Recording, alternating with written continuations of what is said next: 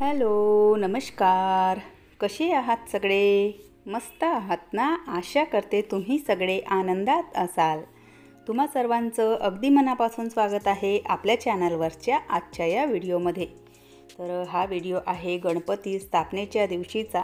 Video तुम्हाला थोडेसे उशिरा येत आहे कारण आधी जे व्हिडिओ शूट होते तर ते मी तुमच्यासोबत आधी शेअर केले आणि त्यानंतर स्टेप बाय स्टेप असे हळूहळू बघा सगळे जे व्हिडिओ आहेत तर ते तुमच्यासोबत शेअर करणं माझं चालू आहे. तर गणपती बघा आम्ही ना आदल्याच दिवशी बुक करून ठेवला होता कारण मग दुसऱ्या दिवशी ना एकतर गौराईचं विसर्जनसुद्धा असतं आणि मग वेळेवर ना गणपतीसुद्धा घ्यायला म्हणजे जायला ना तेवढा वेळ नसतो. तर म्हणून मग आदल्याच दिवशी किंवा त्याच्या आदल्याच दिवशी असं ना गणपती आम्ही बुक करून ठेवतो आणि मग गणपतीच्या दिवशी किंवा मग आदल्याच दिवशी कधी तर आदल्याच दिवशीसुद्धा आणून ठेवून देतो. तर गणपती आणण्यासाठी सानू, किट्टू, तिचे पप्पा असे तिघेही गेलेले आणि सानूची बघा खूप इच्छा असते की जी मूर्ती आहे गणपती बाप्पांची तर ती तिने पकडून आणावी म्हणून मुलांची इच्छा असते बघा.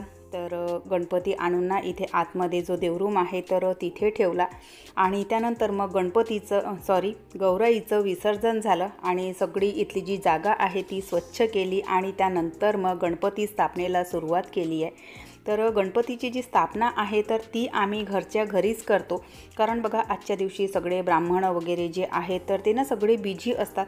तर त्यामुळे मग प्रत्येक वर्षी गणपतीची जी स्थापना आहे तर ती आम्ही घरीच करतो. तर अगदी साधी सोपी म्हणजे पूजा असते आणि साधी सोपी स्थापना असते आमची. तर स्थापना कशा प्रकारे केली तर ते तुमच्यासोबत शेअर करते आणि गणपती बाप्पा कसे आहे काय आहे तर ते व्हिडिओमध्ये समोर तुम्हाला कळणारच. तर आधी बघा छान असं ना म्हणजे पूजेची जी तयारी आहे तर ती करून घेतली. दीपपूजन करून घेतलं, गणपती बाप्पांसाठी आसन तयार करून घेतलं, कलशसुद्धा मी आधीच तयार करून ठेवलेला होता कारण मग ना एक वेळेवर म्हणजे खूप ना अशी धावपळ होते आणि सगळं तयार करेपर्यंत ना म्हणजे खूप म्हणजे असं ना सुचतही नाही आणि खूप गोंधळ होतो. तर म्हणून मग ज्या गोष्टी माझ्या लक्षात होत्या तर ते मी आधीच तयार करून ठेवून दिलेलं म्हणजे कलश वगैरे आहेत, पूजेचे दिवे वगैरे आहेत तर या गोष्टी मी आधीच तयार करून ठेवल्या होत्या. 1:45 वाजेपर्यंतचा मुहूर्त होता तर या वेळेमध्येच आपल्याला जी पूजा आहे तर ती करायची होती. तर दीपपूजन झालं, गणपती बाप्पांचं आसन झालं आणि त्यानंतर कलश पूजन करून घेतलं आणि सगळी इथली जी जागा आहे तर ती पाण्याने गंगाजलाने शुद्ध करून घेतली आणि त्यानंतर बघा गणपतीची स्थापना करायच्या आधी आपल्याला संकल्प करायचा असतो. गणपतीची मांडणी करायच्या आधी संकल्प केला आणि त्यानंतर मग बघा आचमन करायचं असतं. तर 3 वेळा हातामध्ये पाणी घेऊन माधवाय नमः, गोविंदाय नमः, केशवाय नमः असं म्हणत बघा आपल्याला आचमन करायचं असतं. कारण घरगुती जरी आपण स्थापना करत असलो तरीसुद्धा जी पूजा आहे तर ती विधिवत रूपानेच व्हायला हवी. तर आचमनसुद्धा झालं. त्यानंतर पुन्हा हातामध्ये अक्षदा, हळद, कुंकू, फूल घेऊन गणपती बाप्पांचं जिथे आसन आहे तर तिथे सोडायचं असतं. त्यानंतर मग बघा एक लहान मूर्ती मी त्या दिवशी व्हिडिओमध्ये तुमच्यासोबत शेअर केलेलं की छोटी गणपती बाप्पांची जी मूर्ती आहे तर ती मी दुकानातून आणलेली तर तिचा अभिषेकसुद्धा करायचा होता आणि या ठिकाणी आपण सुपारीचासुद्धा गणपती ठेवू शकतो किंवा मग आपल्या देव्हाऱ्यामध्ये जे गणपती बाप्पा असतात तर ते सुद्धा ठेवू शकतो. पण वारंवार पूजेमध्ये ना गणपती बाप्पांचं काम पडतंच, मग देव्हाऱ्यातले गणपती बाप्पा घ्यावे लागतात म्हणून मग ही एक्स्ट्राची गणपती बाप्पांची मूर्ती मी आणलेली आहे आणि समोर तिला देव्हाऱ्यामध्ये न ठेवता एका ठिकाणी मी ठेवणार आहे. कुठे ठेवणार ते व्हिडिओमध्ये म्हणजे समोर तुमच्यासोबत शेअर करणारच. तर आता बघा आधी ना या गणपती बाप्पांचा अभिषेक मला करायचा होता. तर आधी साध्या पाण्याने, गंगाजलाने, दुधाने, मग पुन्हा आणखी साध्या पाण्याने, त्यानंतर मग पंचामृताने, पुन्हा आणखी साध्या पाण्याने असा अभिषेक करून घेतला. स्वच्छ कापडाने त्यांची मूर्ती पुसून घेतली आणि त्यांना त्यांच्या जागी विराजमान केलं.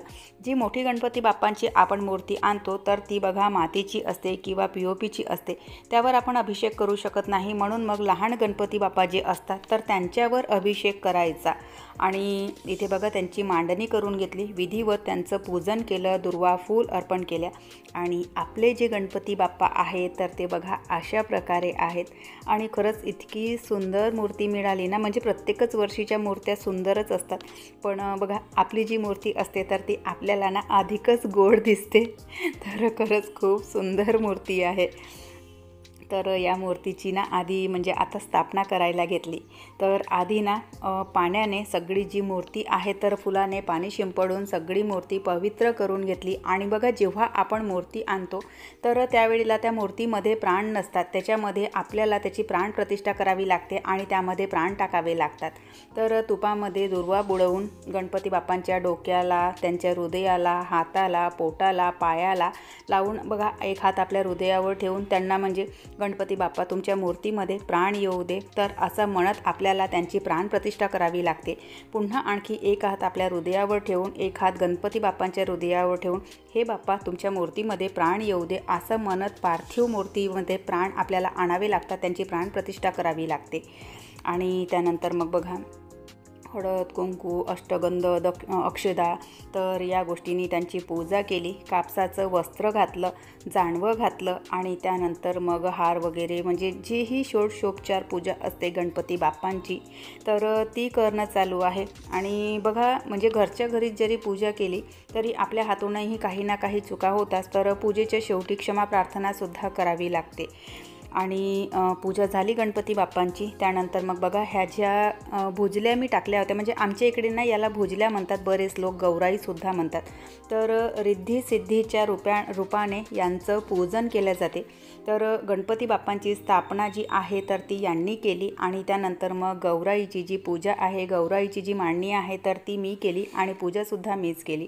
तर त्यांच्या डाव्या बाजूला आणि उजव्या बाजूला ह्या ज्या 2 भुजल्या आहेत तर ह्या मी ठेवल्या. म्हणजे यांचं जे पूजन आहे तर ते आपण रिद्धी सिद्धी मातेच्या म्हणजे गणपती बाप्पांच्या ज्या पत्नी आहेत, 2 पत्नी होत्या त्यांच्या रिद्धी आणि सिद्धी, तर त्या रूपाने आपण त्यांचं पूजन करत असतो. तर म्हणून मग सोबतच बघा रिद्धी सिद्धीसुद्धा ठेवल्यात.